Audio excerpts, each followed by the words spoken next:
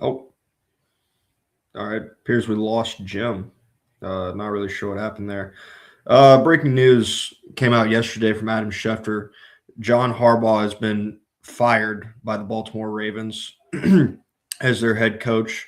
The reporting on it seemed to suggest that it was an unwillingness to move off of his coordinator positions that ultimately led to the firing, and this was not a decision that was made very quickly. Yeah. Interestingly enough, here's what I was able to cobble together today. As late as last night, Eric DaCosta and John Harbaugh had conversations about the coordinators. Mm-hmm. Uh, Harbaugh was arguing with DaCosta, not in a bitter way, but a debate way, that Todd Monken had done what they had asked him to do, Mm-hmm. which was create game plans so that Lamar Jackson, would not have to run as much, and that Derrick Henry would do Mm-hmm. it. Nobody, and if you early part of the season, they were scoring points like crazy. Yeah. Then Lamar broke down, right? Things started to go on that thing. The offensive line had problems, blah blah blah, whatever you want to do. So my guess is DaCosta wanted somebody off that staff, and he didn't really care. I imagine he just said, just fire the defensive coordinator, fire the offensive coordinator, just fire somebody. You know. Mm-hmm. And John was basically like, no, I don't think we need to. Mm-hmm. Um, so as of last night, both DaCosta and Harbaugh had no idea he was going to get fired. Mm-hmm. It wasn't until late last night that um, last night or the night before, I can't remember where. Yeah, it didn't have to be. He was fired yesterday. So yeah. Yeah. So these days are running together on me here. So last night, um, DaCosta gets a phone call from Bisciotti saying he thinks he was going to pull the trigger on Harbaugh, Mm-hmm. and he runs the show. So Eric goes, well, you know, what's the plan? And Mm-hmm. he goes, well, we're going to go and get another coach. Um, there's an old saying, and that is the one, of winning franchises. It doesn't matter whether it's, the NFL, NBA, NHL, anybody. Have a plan before you fire the guy who's going to be a Hall of Fame coach. They don't have a plan. They fired him, uh, and Kevin Harlan, who Kevin's a longtime friend.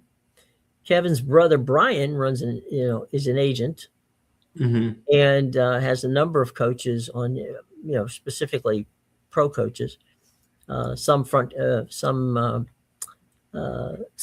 who are uh, head coaches, and some coaches who are position coaches. And he started getting calls last week about what they thought that was going to happen with John. And as of yesterday afternoon, about 10 minutes after he left the building, we had reports of as many as a dozen teams, some who had not fired a coach, Mm-hmm. calling them about John Harbaugh. So I guess what we've got to do here is the anatomy of Steve Bisciotti. Um, this is the only coach Steve Bisciotti hired, Mm-hmm. and he almost didn't hire him. The guy who was there ahead of him was Sean Payton. Mm-hmm. Sean Payton was all but signed before Jerry Jones sent him a text and goes, whatever they offered you, come home. Because Jerry Yeah. got pissed off and, let him go. Well, Mm-hmm. he came back. So Harbaugh was the sign.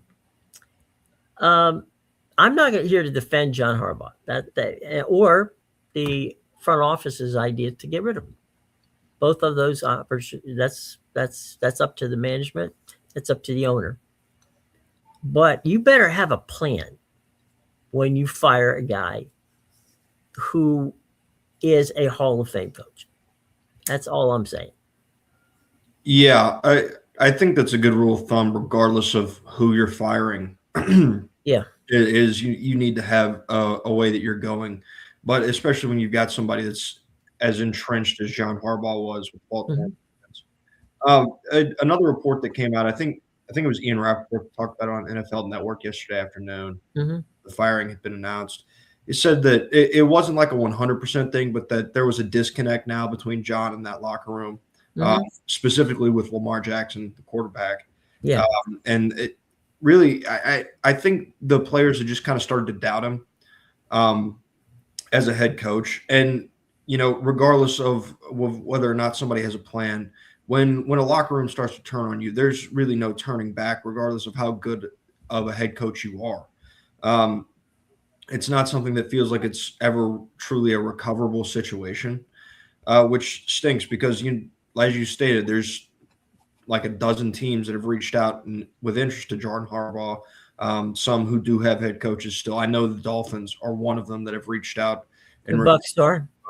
to John Harbaugh. That was another team that I was actually thinking about. I was thinking about what we were going to talk about today. I thought about mentioning the Bucks because there's definitely a number of teams that maybe they were kind of iffy on whether or not they were going to fire their head coach, Hmm. and ultimately up to this point have decided not to. Like they survived Black Monday, but with a firing such as John Harbaugh's, it now kind of almost reopens that window for firing your head coach Hmm. because now you feel like there's a candidate that's out there that's better overall. Hmm. Because before this coaching cycle didn't really have like a clear cut number one guy in terms of so and so fired him. He's definitely going to be it. I think prior to Harbaugh's firing is probably Stefanski, who Cleveland fired. But now you have that clear cut number one, and that guy that a lot of franchises view Hmm. as well. He's a Super Bowl winner. That's what he is. Hmm. And so he's now a guy that you feel like you can come in and you can win with because he's a proven winner at all his other stops. And so it now I think this is going to shift the way this job market's going to work in terms of the head coaching searches, Hmm. because John Harbaugh is now probably going to have to be the first domino to fall before Right. everything else starts to fall into place. I would agree. I think if I had to take and rank the openings, what opening would be the best? If indeed, I think that John to Atlanta with Todd Monken as his offensive coordinator, he wouldn't have trouble hiring a defensive coordinator. I Would be a home run. Yeah, I would say if you're in Atlanta because he was not fired, like to my knowledge, he's still under contract. Their defensive coordinator this year, Jeff Ulbrich, the defense in Atlanta was not the problem this year. Okay. He's a really good defensive coordinator. I think if you were able to bring in John Harbaugh and Todd Monken together and have Jeff Ulbrich still on staff, Mhm. that's a big win in terms of the overall staff for Atlanta. And it feels like one that could be kind of a culture shifter in Atlanta. I've talked a lot about how, Mhm. outside of a couple of nice years from Dan Quinn, one Mhm. obviously being a Super Bowl, that's an outstanding result in terms of what their average has been. Mhm. Atlanta hasn't been a consistent winner overall, and they need somebody in a John Harbaugh who has been a consistent winner and knows how to build a winner too. Right. The other thing, I mean, and the thing that I don't think John gets enough credit for is that he and Eric DaCosta has kept that team as a competitor for 18 of the for 17 of the 18 years he's been there. Hmm. Okay. Um, and you wonder, you say to yourself, well, what happens if they make that kick and they're in the playoffs? Does he Hmm. still get fired, or is that Tomlin that's on the block? Yeah, I was going to say there was a funny graphic that somebody had put out, and it was a picture of the uprights, and on either side of the uprights it said "Fire Harbaugh," and in the middle it said "Fire Tomlin." It feels like as accurate a representation of what that kick really was. Yeah. Uh, you know, the Ravens have asked to speak to Clint Kubiak uh, as a potential replacement, and which doesn't surprise me. I mean, No. he's a fine. He's who I'd go after if I were looking for a coach. Um, John, of course, has been the front page of the both New York Post and New York Daily News had him as here's Johnny coming in. Uh, I made a prediction to some friends on Baltimore yesterday on radio that I believe that Harbaugh will win a Super Bowl before the Ravens will. It- It's definitely possible, and it depends on which situation he lands in. Um, He's not going to take Miami. a rebuild. No, I think the Miami one's interesting because I don't like Mhm.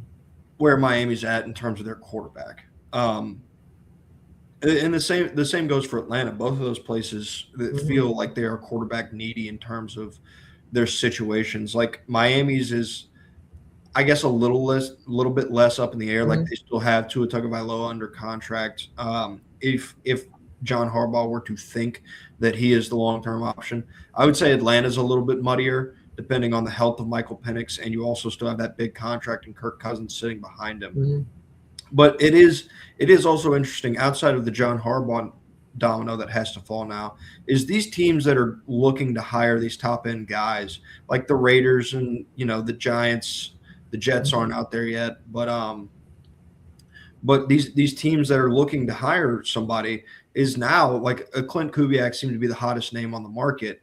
The top name on the market isn't going to be going to the Raiders or the Giants or the Browns anymore. Like they're not going to be at the top of the list. That Baltimore job is the best job open now in terms of what you Mhm. have on your roster. Yeah. Now, there's one thing and there has not been a true confirmation. There's been smoke. There hasn't been true confirmation. Now, you'd mentioned that Ian Rappaport had written that John lost the locker room. Maybe so. Something Mike Preston had written in the Baltimore Sun a couple weeks ago. Um, when the after the post game, and a lot of people put a lot of stuff into the post game. What happens the moments after guys play. Honestly, that's the worst time to interview someone because you have no idea you can't process. You just lost a game that, frankly, you thought you won within seconds. Mm-hmm. Um, and so, they read into it. Well, Lamar didn't say anything about, Harbaugh. We wouldn't ask anything about Harbaugh. Mm-hmm. They just basically said, what's going on. Jameson, I forget Jameson's last name. He writes for the Baltimore Sun, good writer. Um, asked him about next season, and Lamar looked at him and said, "Jameson, he says the season ended 5 minutes ago. Mm-hmm. He goes, I don't even know how to process what just happened, let alone next season." Yeah. But I do have a theory on this. Not a theory; it's a long-standing deal, and that is, don't ever let a player tell you to fire a coach. No. I mean, that never works. There's a famous Barry Corbin wrote a great article in the Miami Herald years ago when um, when LeBron got there and he wasn't pleased with how things were going, and he walks into Pat Riley's office and says to Pat, "You got to fire Eric Spoelstra and come back and coach." Mm-hmm. And Pat turned to him and said, "I'm the general manager and president of this club. Eric Spoelstra is the coach of the club. You play basketball in this club. You have a choice. You need to play basketball in this club, or you can't. It's up to you. But I'm not firing a coach because you don't like him." Mm-hmm. And LeBron's got some coaches fired, and it hasn't worked out well necessarily for those franchises that he's gotten coaches fired from. He hasn't won championships for that situation. So, Mm-hmm. my point being is, and look, I have no reason to believe Lamar Jackson has anything in the way of malice toward John Harbaugh. There's Mm-hmm. nothing I've seen, read, or in any way, shape, or form that just doesn't. That's not how he plays. He's not how he works. He's a straight up kid. Nothing, no shade on him. Mm-hmm. But to paint it that you lose the locker room, okay, maybe it's right. I mean, at the end of the day, I think you and I talked about this last week. If you want to move on, that's fine. if you're tired, if you think that for 18 years this experiment has worked fine but not enough, and this is a situation where the Glazers had when Tony Dungy was fired. Tony had a 9-7 season and was fired. Okay, Mhm. they just didn't. They didn't think he had the capacity to hire an offensive coordinator that he would be, that he would be willing to let run the show. They got rid of him. We talked about the fact that John Gruden was brought over in what in essence was a trade, Mhm. and Gruden got them a Super Bowl. After that Super Bowl, we all know that it took them decades to get back into competition. And it wasn't until Jason Light became the general manager that they even came close to making the playoffs. Mhm. So, be careful what you wish for. You want to get rid of Tony Dungy? Okay, cool. The Glazers got rid of him. They got their hot guy, they got the hot guy they wanted. He got them to a Super Bowl. And then, boom, everything went back to what it was before Tony Dungy. Mhm. Yeah, I mean, it's like any relationship. Like, I mean, this is human nature. Sometimes, like Right. sometimes you hear people, you can hear people talk about them. Why'd you break up with so and so? Sure, of course. It seemed so good. Yeah, it was good, but it just wasn't right. Right. Like sometimes there's just no like concrete, definite answer other than it just doesn't feel right. Like you've gone through the process and it's been good, but it just hasn't been good enough. Um, and that's kind of where people got in Baltimore, and that's fans, that's ownership, apparently that's players as well, based on the reporting. Maybe. Yeah. Is And where maybe they, John. yeah, is where they just got to a point to where good wasn't good enough in their relationship, and there's no sometimes there's just no explanation. Sometimes it's just not the right fit. You can be really good together, but it's just not perfect. And sometimes you're looking for perfect, and sometimes in the pursuit of perfection, you can get yourself hurt on the way to it. And that may be what Baltimore's in for if they don't get this next hire right. In fact, I can tell you if they don't get this next hire right, that is what they're in for because Right. sometimes they won in spite of some large deficiencies on that Hmm. football team, specifically the wide receiver room that held them back for a while with Lamar Right. Jackson. And You so know, Go ahead. I was just going to say they have to go and nail this hire because they are still in a competitive window, and it wasn't the right fit for that locker room and for that team, and but that competitive window is still open, and so you have to capitalize on this competitive window while you still have it. Because I can tell you this thing: Lamar Jackson's not walking out of that draft every year, Right. and you're also maybe not always going to be in position to draft him, even if he is. They also only have one more year on Derrick Henry's deal. And again, and as much as the draft and having these guys is important, they're aging too. Like Hmm. these guys age. Lamar Jackson is a very good quarterback, and he has progressed a ton as a passer throughout Hmm. his career. Yep. His game is still very dependent on his athleticism as Hmm. well. And he's not getting younger by the year. So they have to get the right head coach in there. And quite frankly, the general manager has to move some chess pieces around because what the product was this year was not good enough. No, the other thing is that Derek DeCosta, now that Harbaugh's gone, and a new coach, they don't know who the new coach is yet. Mm-hmm. They're in the midst of renegotiating, Lamar's contract Mm-hmm. to a great degree. How you can improve the ball club is going to be literally on Lamar Jackson's ability to renegotiate a contract so that the cap isn't so onerous that you just can't sign guys. Mm-hmm. And I think that's going to be an issue. And again, I agree with you 100% with regard to John. And I'll take you back. What I was going to do is talk about um, 2 years in a row. You may remember way back, probably when you were a child, that the Cleveland Browns were in the AFC Championship game twice against John Elway and the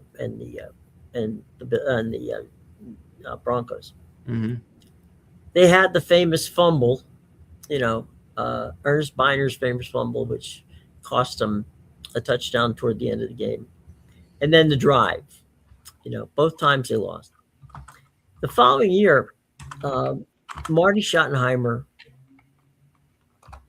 said he was fired. Art Modell said he wasn't, said he quit.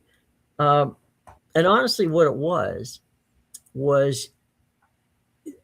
management asked him to fire the defensive coordinator. Mm-hmm. And Marty said no. Mm-hmm. And they said, Marty, this is not us asking you. This is us telling you we are going to fire the defensive coordinator. Yeah. And Marty said, fine, you fire him, you fire me. Mm-hmm. Okay. They fired him. Yeah. So a year later passes. Just happened to see Marty. I said, Marty, just out of curiosity, what the hell happened? Because Art said he didn't fire you, and you said he fired you. Mm-hmm. He goes, frankly, I was upset. I had done everything I thought I could do. I didn't want to be there anymore. Mm-hmm. I figured, all right, if I push this, let's see how far it goes. And he basically pushed it to the point where he got fired. Mm-hmm. Or he didn't, depending upon, again, the late Art Modell, so we won't have a chance to ask him. Mm-hmm. So anyway, the point being that maybe John, in that meeting the other day with Eric, knew that Eric wanted him to get rid of somebody. Mm-hmm. Maybe it was Todd Monken, maybe it was the defensive coordinator, maybe it was the special teams coach. I don't know. Maybe it was all of them. Could have been all of them, right? So let's get rid of them all and start again. And John said no. And maybe John knew that, okay, I'm going to push it, and see where it gets me. Mm-hmm. But I do think I agree with you. They got to nail it. They got to nail it down right. And Eric's a good guy, smart guy. But I don't think they had a plan when they fired him. Because it doesn't seem that DaCosta, who was surprised by the firing, and Harbaugh, who was surprised by the firing, seemingly the only person not surprised by the firing was Steve Bisciotti. In fairness to Bisciotti, he's not a Jerry Jones kind of guy. I mean, he's a very mellow, easygoing, type of guy. So, again, when he fired Brian Billick to get John Harbaugh, Brian had just come off of a winning season. Mm-hmm. It wasn't like he lost. And by the way, last year, Bisciotti signed a 3-year deal with John, an extension. Mm-hmm. Same thing he did with Brian Billick. He signed an extension to Billick's contract. Now, again, that was an Art Modell hire. It wasn't his. But he signed him to a 3-year deal. So he's basically, after he signed the 3-year extension to Billick, and then the same thing to John, fired the coach. We'll see. Again, was it a reaction? Was it any? It doesn't matter really. At the end of the day, it matters what happens next for both those guys.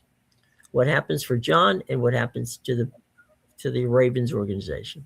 Yeah, what I will say is I'm more okay with it, the fact that it came yesterday instead of like if it came on Monday. If it came on Monday, it would have felt very reactionary. You can still make the argument that it is reactionary right now.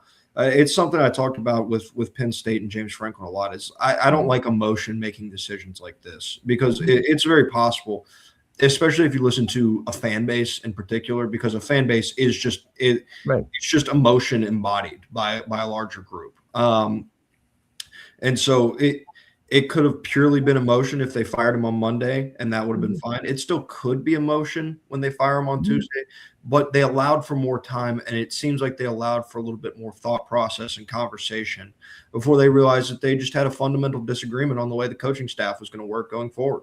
Right. The other thing that I think that needs to be done, and whether it's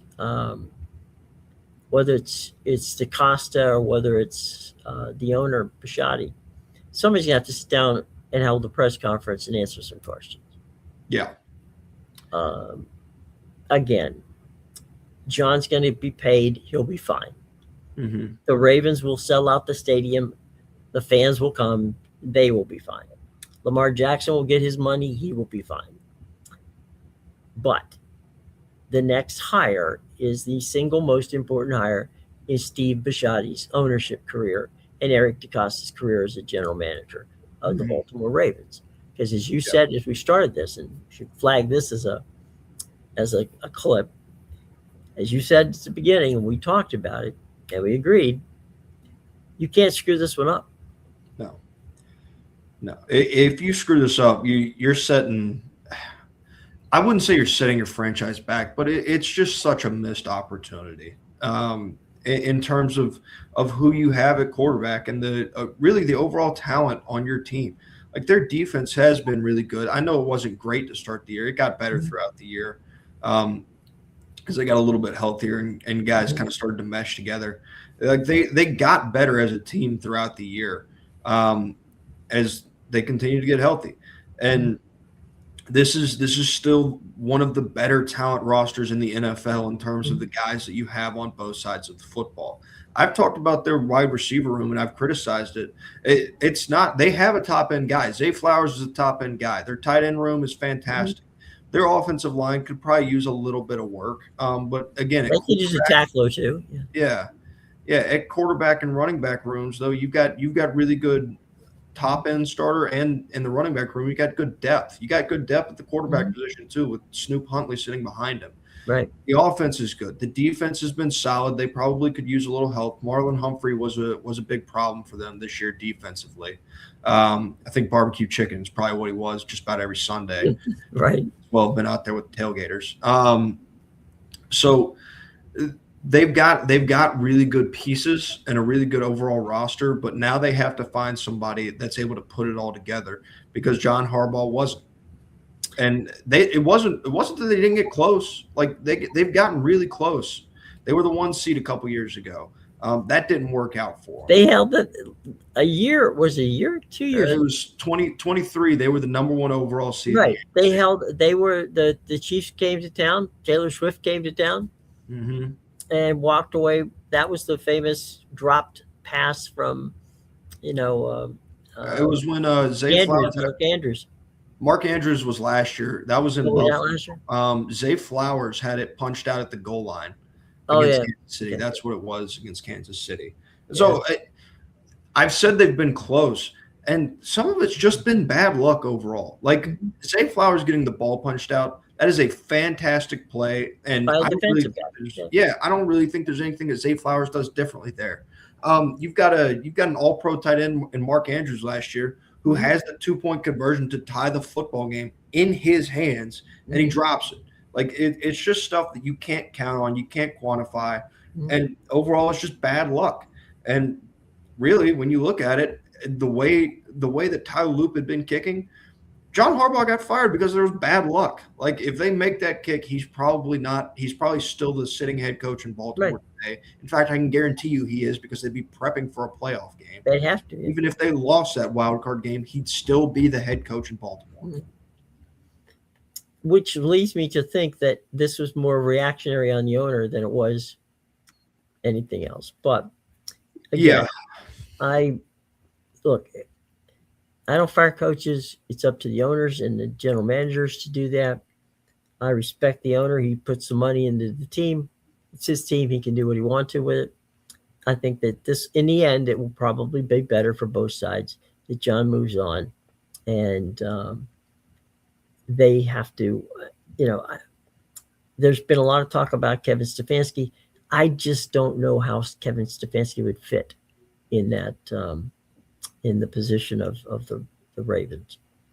Yeah, because you need a guy that is going to be able to, if the reporting is true, you have to have a guy that's going to be really good with his player relationships. And I think that's really one of the things that Kevin Stefanski was criticized for during his time in Cleveland. I don't think he had fantastic relationships with all the players. That quarterback room was hotly debated during his time there as well. So it's interesting because Stefanski is a guy who's gonna be hands-on with the quarterbacks. Like that's kind of his thing. And so whoever you're bringing in, if he is a guy like that, regardless of whether or not he is a quarterback first guy, they are going to have a good relationship with Lamar Jackson. I don't think that's going to be necessarily difficult to do, but there's a difference between getting along and being on the same page. Like you Mhm. can get along with somebody, and it looks a heck of a lot different when you're on the same page, thinking the same way with somebody. Well, I tend to like um, how the young coordinators have come out and done so well, which is why I think Clint Kubiak, if they were to be able to get him there, would probably be a good hire. Hmm. Clint Kubiak reminds me a great deal of Liam Cohen, who's at Jacksonville. He's young, he's energetic. The players love him because he is close and relates to them. I think the problem, perhaps in John's case, John's 62 years old. He doesn't relate as well to the modern day player. Hmm. And he had a staff that was an elder, a little older than the normal staff as well. So I think from that standpoint, that uh, a guy like the Clint Kubiak is really someone who could energize the locker room because he's that kind of guy. Raheem Morris is a soft-spoken guy, but he's a results-driven guy, which is why I think defensively he wouldn't be uh, a bad hire, Hmm. uh, because you need somebody who can stabilize things. Yeah. There has been some talk, and I wouldn't rule it out. I would strongly consider talking to Ed Reed, who was coaching in some college stuff. Um, I would bring Ed back. Give him a defensive backs role. You know, um, get some more juice in there. Get some more excitement in there. And they've got the time, they got the money, they can make it work. The question is who's the fit, and we don't know that yet. Yeah, I think in terms of your Ed Reed idea, Mm-hmm. I I don't think it's a bad idea in theory. Mm-hmm. But I do think when you're dealing with something as volatile as their current championship window, that Mm-hmm. feels like more of you're taking a risk or you're taking a chance there on a situation that you're not really in a position to be able to take a risk or a chance. Like you need something that you know or you at least feel like you know is going to work like immediately. That one feels a little bit more like kind of a spin of the roulette wheel. Well, I'm just saying on Reed's behalf. I mean, he's the cornerback coach. I don't think that. I mean, that defensive back coach. I don't think there's anything that Ed Reed's going to do is going to hurt that ability to do it. He may not be the guy. I'm just throwing his name out there just because if you want to try to create culture, Ed Reed was always a culture guy in the locker room when he played, and maybe that would be something for them to consider. But we will find that out as time goes by in that regard. Uh, let's go back to the Falcons for a minute. They don't have a general manager.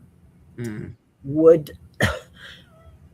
and they moved Rich McKay directly now to strictly running the stadium. That's Hmm. his job. Do you think Arthur Blank? I don't know. I don't know Arthur's. I know early Arthur, not now Arthur. Do you think Arthur would consider bringing John in and saying that we will give you X amount of money and you can help us pick the general manager? It's definitely possible. If you really think that he is the guy that's going to get the job done, then why not give him full autonomy of the Mm-hmm. of the process? Make Because he sure it's doesn't want to be the general manager. I mean, no, that's the, no. Yeah, this isn't. it's not I for don't Bill think this would be. Parcells. No, it's not Bill Yeah, Parcells. this isn't Bill Belichick. Like No. again, we talked about it yesterday. I Mm-hmm. think talking about how a sticking point in Bill Belichick not ending up in Atlanta last Mm-hmm. year was because Bill wanted to hire his own general manager, and Arthur Blank Right. did not want him to.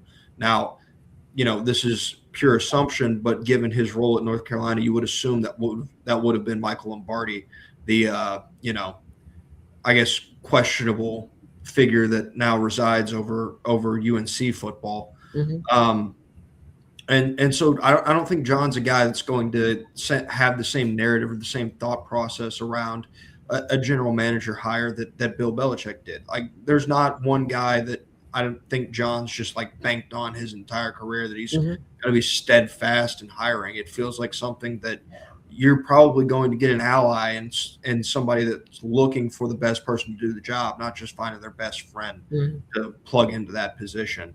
And it again, he's been a really good head coach for a really long time. He's a really smart football mind, Mhm. and I would trust him to help in my hiring process of a general manager.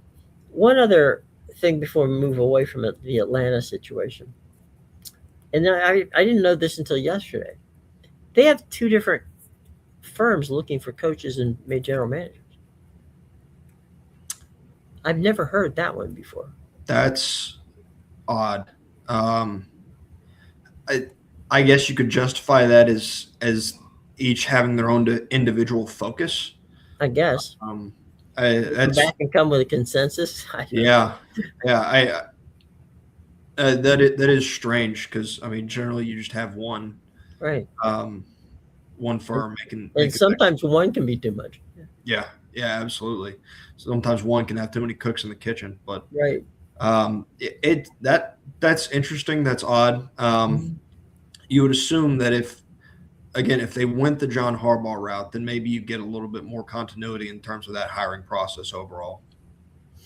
Okay, let's go back and talk about the two Florida teams that were potentially interested in John, Hmm. Miami and Tampa.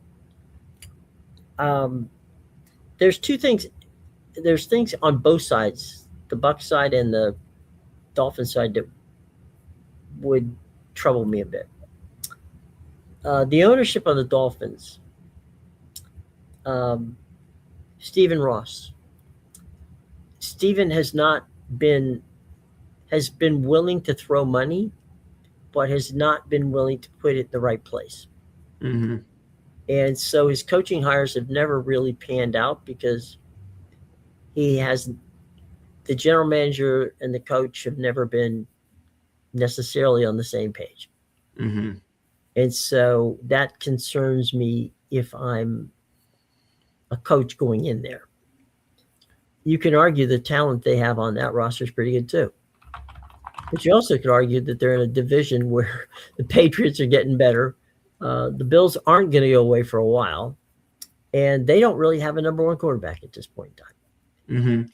Then you go to the other side of the state. We'll come back and regroup it Okay. in just a second. I'm just framing it up for you here as we flag this comment, boys and girls. I'm just framing up the fact that, all right, we talk about Steve Ross and his dysfunctional situation in Miami. The Glaciers are laser sharp, and Jason Light is good at putting together rosters, but they're on the tail end of Baker Mayfield's contract. They're going to have to make a decision that will decide: do we bring somebody in? Do we make a trade? Do we try to find somebody in the draft? Do we extend Baker? What do we do? There's a number of players who got beat up and got hurt. It's a division where we know that certainly the Saints, the Falcons, Carolina, and the Bucks are all pretty much, um, you can throw a blanket over the four of them. It's gonna be an interesting situation. So I don't know. I mean, if either of those teams or both of those teams decide let's go all in on John, they can write the check for him. Hmm. Um, but what does it work out? Does either of those opportunities do you think would be something that John would be even interested in? I, I find I will say on the Dolphins side of things, they did finally fire their general manager. He'd been in Took a while, power but yeah. since, yeah, he'd been in power since 2000. That was Chris Greer. So that probably will help in terms of the overall situation of the Dolphins. Mhm. And this is something that I will say should not factor into a coach's thinking. If it does factor into a coach's thinking, I don't think they're made out to be a head coach.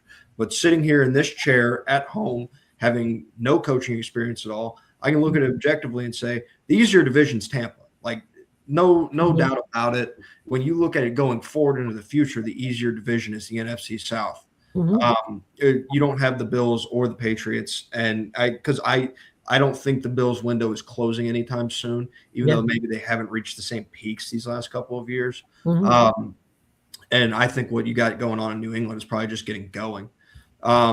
So in terms of that, that's definitely the better option.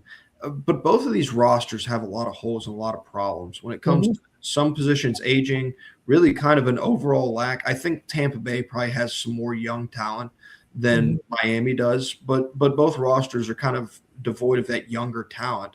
Mhm. Um, that you really are dependent on in the NFL. Like you have to have some really good young guys that are on those rookie deals that help you fill out and build out your team. The same way you also have to have a quarterback who's not on a mega contract either. Mhm. Miami does have a quarterback on a mega contract, but it feels like they would be willing to offload that contract to another team if they were willing to take it on. I would say they would probably have to eat some money in that if I was guessing. And then Baker Mayfield's kind of a guy where he's done a really good job, but you're going to be looking towards the future potentially here in a couple of years, and that future very likely may not be Baker Mayfield. Right. And I think you're right about the situation. The the stability with Jason Light in Tampa Bay, um, and the proven ability of the Glazers to sign checks that are big checks to do whatever it takes to get what they want. I think John would probably feel more comfortable on that side. And it also, and this is probably, it sounds in some regards a bit hokey, but there is no fan base in Miami. No. It doesn't exist. Mm. There seems to be too much going on in Miami that people don't find their way to the stadium. And for those of you who've never been, the stadium, frankly, isn't in Miami. It's almost in Broward County. They literally had to create a name, Miami Lakes, and incorporate it because it was so close to the damn border of Broward County and Duval County. I'm sorry, Dade County. That that they had to create a situation there. There is a fan base with the Buccaneers. Uh, I don't think that the Buccaneers is a better job at the moment than the Atlanta job because I think the Atlanta probably has core talent wise more core talent than the Bucks do. Mm-hmm. Um, but I think that that Atlanta, Tampa Bay, Miami, the Giants, those would be if those four were open, probably be four things that John's going to be interested in. I know you'd mentioned it earlier about Oakland, right? Or not? I'm Mm-hmm. sorry, Vegas. I don't think John wants to be in the same division with his brother. Yeah, that's fair and that's understandable. I don't think it takes away from what there is opportunity wise in Vegas. I No, still there's a guy, there's a roster there, and you could make that roster pretty good pretty fast. But that's a Mhm. hell of a division too. It is, and but again, like I said, if you bring a coach in for an interview, and one of his determining factors is like, well, this division's better than the other. I'm not sure they're made out to be a head coach, anyways. It's there's one of the funny things. I think what all I'm saying about John is I'm not saying that's his modus operandi. I'm saying that if I'm a John Harbaugh, I don't want to go rebuild somebody's team. No. I walked off of a team that was a potential Super Bowl. Everybody at the beginning of the season thought this team could make it to the Super Bowl. They didn't. Hmm. I want to play. I want a team that I can plug and play. Maybe okay. Maybe next year I don't get to the playoffs, or maybe I can push them into the playoffs, but I can't get beyond that. Hmm. But 2 or 3 years down the road, I want to be a heavy competitor, Yeah.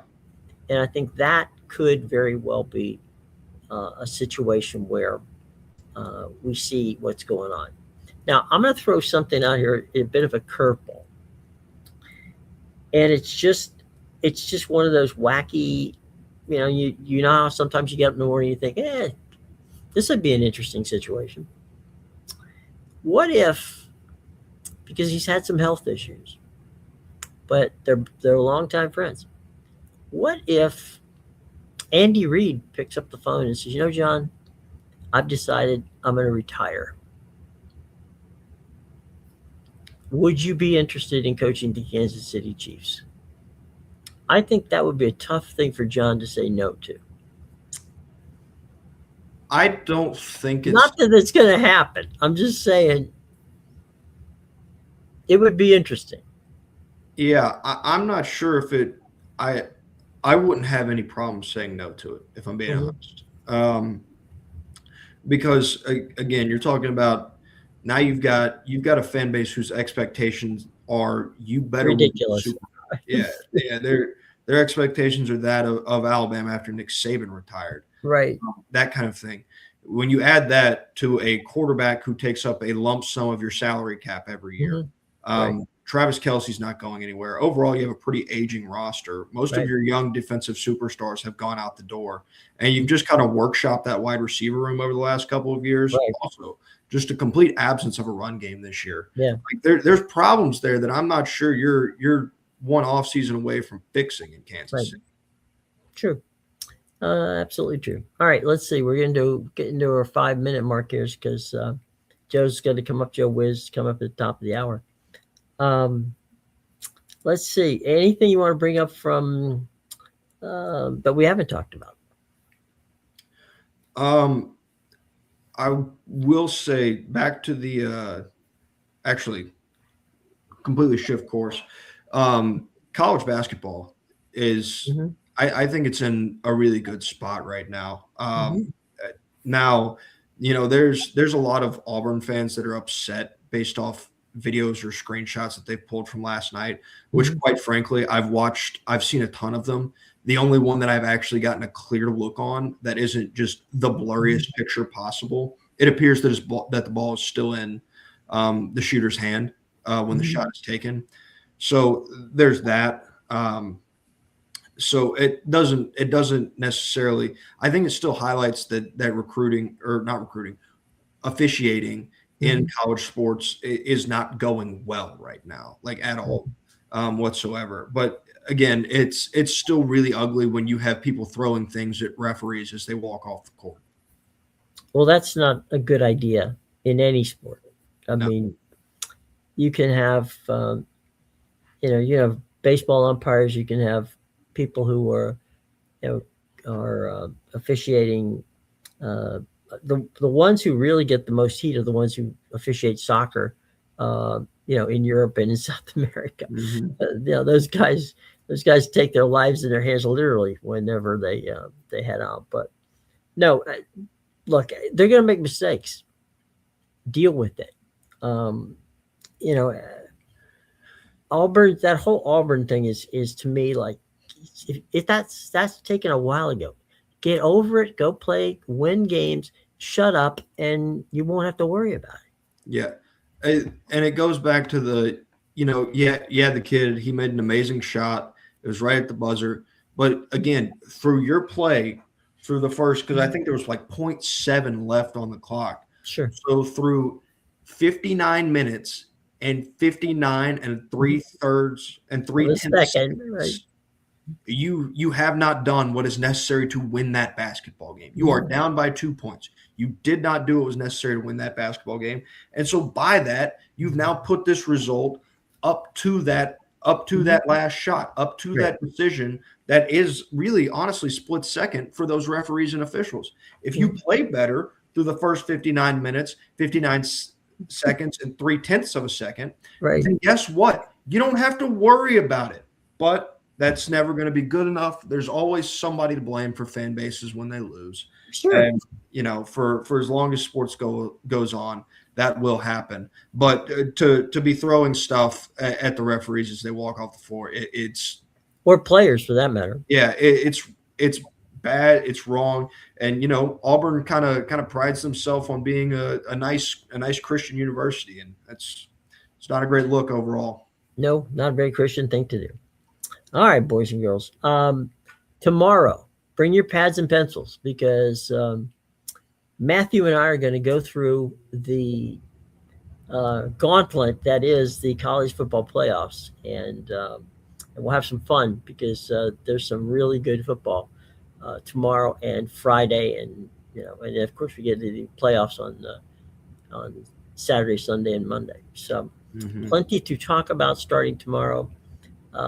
Maybe John Harbaugh's not going to have a job by that time, so don't worry about that.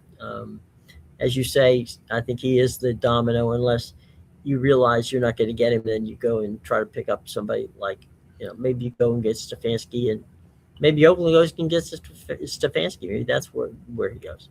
Yeah, Yeah, and it may be like kind of a dual thing because now that Baltimore job may be the domino that needs to fall as well. Like both of true. them have to Yeah, fall for the entire coaching right. search. Which one? And Kubiak's not going to be able to. If Kubiak is the guy, Hmm.